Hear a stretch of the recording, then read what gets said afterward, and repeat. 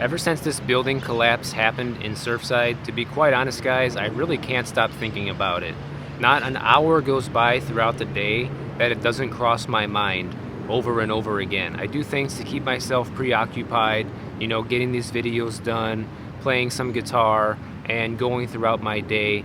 And I'm able to take my mind off of it here and there, but it always comes back every day since it happened. And I feel absolutely terrible for everybody that was involved over there. Like I said, guys, these are not strangers. These are my neighbors. They live right down the street from me.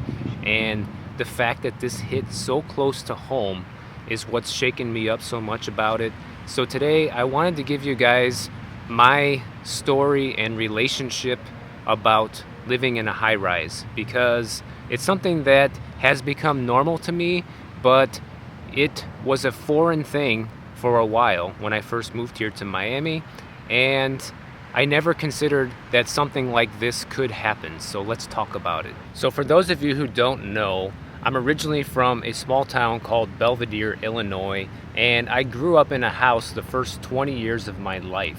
Only since I moved down to Miami, I started living in a high-rise. But the thing is, when I first moved here, I didn't know that I was going to be living in a high-rise. It was a surprise to me. I moved in with a fellow model from the modeling agency who I was with at the time, and they pretty much just hooked me up with her, and she had this beautiful luxury high-rise condo on the beach.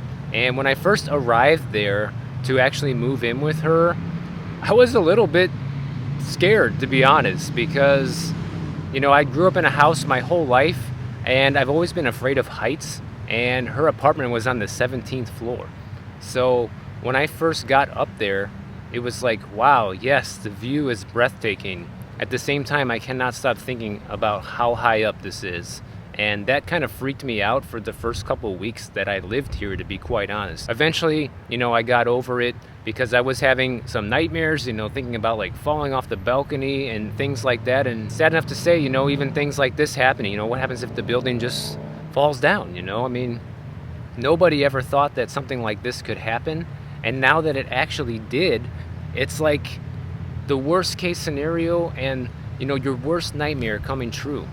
And so the reason why I wanted to make this video is just to give you guys my position on living in a high-rise now, and kind of like the thoughts that are going through my head now that this has happened, as well as, how I think this might affect the real estate market here and things like that. Now, after getting over my initial fear of living in a high-rise building, years started going by. I lived in a few different ones here in Miami Beach, and I never really worried so much about it after that, to be quite honest. The next time that it really came as a concern to me was in 2017 when Hurricane Irma was heading towards Miami. It was a Category 5 storm before it made landfall, and luckily it ended up calming down to a Cat 3 by the time it got to the Miami area, and it wasn't a direct hit here, but we still had pretty much Category 2 hurricane storm conditions here in Miami Beach, where I live. Since we rode out the hurricane in our condo, that was my biggest concern. My biggest concern was, can this storm do enough damage to this building where it could come falling down? Or could something happen, right? The worst thoughts of your mind are just running through your mind at 100 miles an hour, especially when you're stuck somewhere, involuntarily. And for anybody that doesn't know the story about that, I'll link my hurricane story video down in the description so you guys can check it out.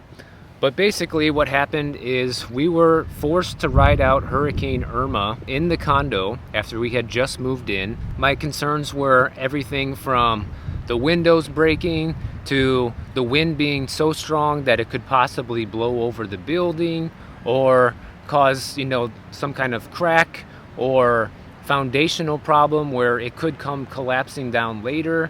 And obviously those fears now have been confirmed. It wasn't as far-fetched as kind of it seemed afterwards, because after we rode out the storm in the condo, we kind of felt safe, right? Because not only did we make it through, but it seemed like the integrity of the building made it through pretty good as well. There was some damage and there was some repairs that needed to be made after the storm, but it didn't seem like there were any structural problems with the building after that.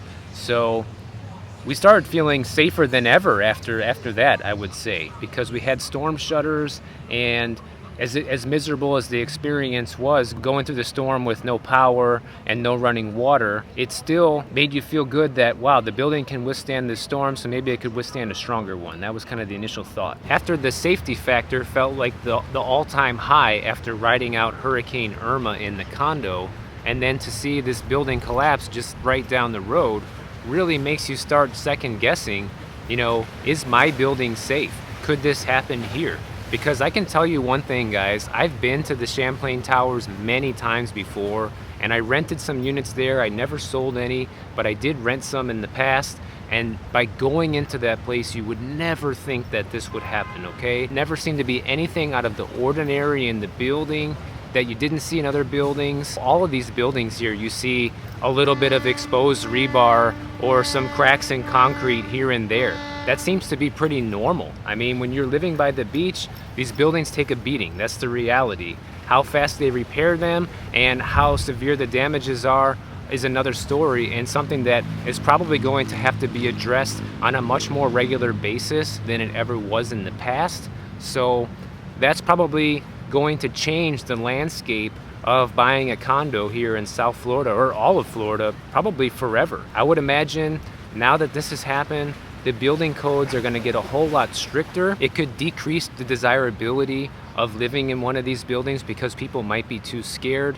And besides the fear factor, if there are stricter building codes and more things to be kept up with, well, that just means that owning a condo became a lot more expensive, because they're going to have to go through a ton of repairs and probably special assessments that the reality is most of the current owners of these places probably can't afford. That's going to change the landscape of owning a condo forever here, in my opinion.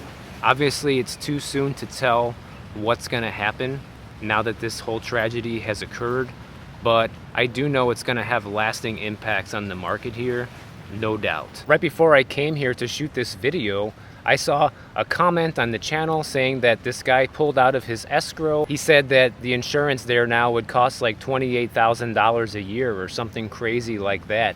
And they pretty much said, we're not going to be insuring places in disaster zones unless it's going to be for a pretty penny like this. Obviously, that's already the first thing that could impact what it would be like to possibly buy and maintain a condo here in the future. But besides that, I read an article this morning saying that there was a listing that went up in one of the other Champlain Towers, and that the realtor ended up taking down the listing because within 24 hours they got a bunch of hate mail and threats and things like this because they listed the place for sale. So there's like all of these different dynamics now that are going to come into play with the condo market here, and I think it's going to be ugly, to be honest. I hope that things kind of stay normal just for the sake of people who have bought these condos and have invested their life savings into them, and when it comes time for them to sell, that they can recoup their investment. But as of right now, a few days after this happened, it's not looking good. So to be completely transparent with you guys, I am concerned. As somebody that's now lived in a high-rise here for 13 years, my thoughts are this. On the one hand, I feel like, well, this is like the only time this has ever happened, except for one other time it happened in Cocoa Beach, I believe, back in the 80s. I don't know all the details of that story, but I read about it recently with all of these things going on here. Is this a common occurrence? As of right now, it is not. It's very rare, and that's why this came as such a shocking thing, because I've been in a lot of these buildings here in Miami Beach, guys, and the Champlain Towers was by far not even close to being a crappy place. It's a nice building, okay? So you would not expect something like this to happen in such a nice building that seemed to be well maintained. It might be coming out now that it wasn't well maintained, which very well could be true. However, there's a lot of buildings here that are in much worse condition than the Champlain Towers, and I've been in some of them.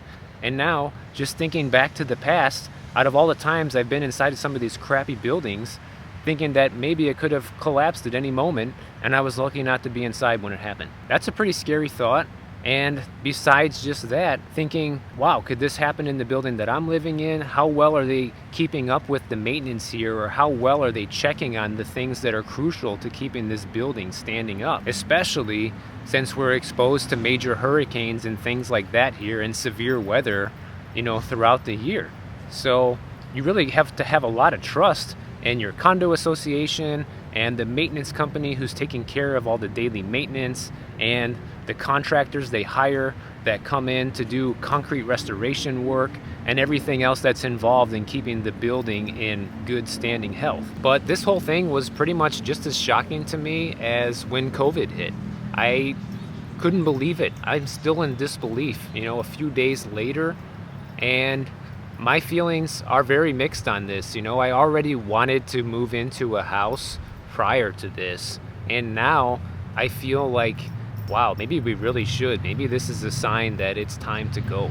Because if this happened once down the street, could it happen again in the near future? I guess because we don't really know what happened yet, and also how vulnerable all the other buildings here are, makes you feel a little more scared right now than maybe I should be, or whatever. Am I going to be moving tomorrow? No, that's the thing. I'm not. We're not just going to rip our lives apart and leave the condo just because this happened. But sometimes it makes you think, maybe I should. But I'm also the kind of person, guys, I hate to say it like this, but if something were to happen to me like that, I accept my fate. I feel so bad and so terrible for my neighbors that this happened to down the street.